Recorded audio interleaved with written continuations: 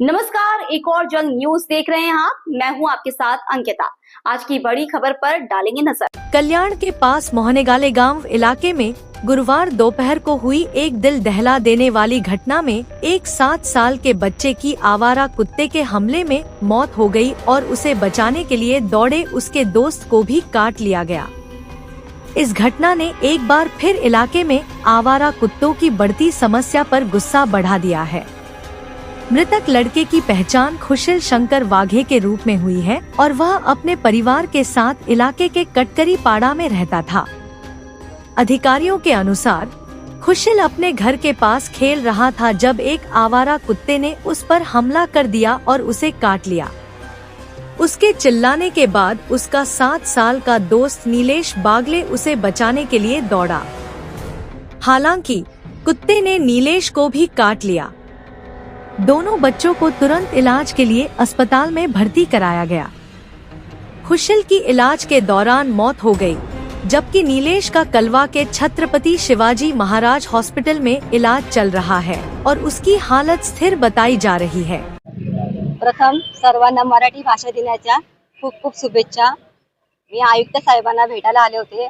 आमच्या भागामध्ये 2 दिवसापूर्वी 7 वर्षाच्या बालकाला कुत्रा चावून त्याच्या गाळाला कुत्रा चावून त्याचा दुर्दैवी मृत्यू झाला आहे आणि एक मुलगा जखमी झालेला आहे। भटक्या कुत्र्यांची संख्या खूपच अशी वाढलेली आहे, त्याच्यामुळे ज्येष्ठ नागरिक लहान मुलं अशी खेळायला झाले की त्यांच्या अंगावरती धावतात। रात्री अपरात्री जे बाईकवरून जातात माणसं त्यांच्या अंगावरती कुत्रे धावून जातात, त्यांना जखमी करतात।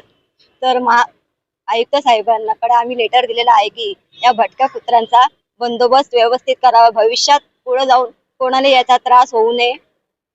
आयुक्त साहेब त्यांच्या कर्मचाऱ्यांना सांगून याच्यावरती निवेदन केलेलं आहे।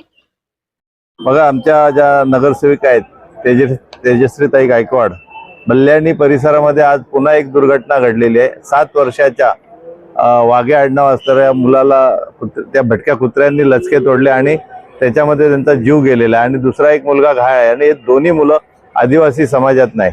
आणि आज हा जो हल्ला भटक्या कुत्र्यांचा वारंवार विभागवार होतोय, याच्यावरती प्रशासनाकडनं अपेक्षित जी कारवाई व्हायला पाहिजे, नसबंदीच्या पासून सगळ्याच गोष्टी, आणि या भटक्या कुत्र्यांना बेजबाबदारपणे त्या चिकन मटन सेंटरवाल्यांकडनं त्या सगळं खाद्य पुरवलं जातं आणि त्याच्यामुळे ते कुत्रे आणखी ज्यांना म्हणजे त्यांना जे काय पाहिजे ते मिळालं नाही का, ते पिसाळलेल्या अवस्थेमध्ये कुत्र्यांची संख्या वाढलेली आहे आणि घरातनं बाहेर पडणं लहान मुलांच्या मोठ्या जिकरीचं झालेलं आहे। आणि या भयान परिस्थितीचा प्रशासनाने योग्य दखल नाही घेतली तर शिवसेना उद्धव बाळासाहेब ठाकरे पक्षाच्या आमच्या ज्या नगरसेविका आहेत तेजश्रीताई गायकवाड यांच्या नेतृत्वाखाली आम्ही त्या ठिकाणी आंदोलन करणार आहोत। हा इशारा जाहीर आज आम्ही देत आहोत।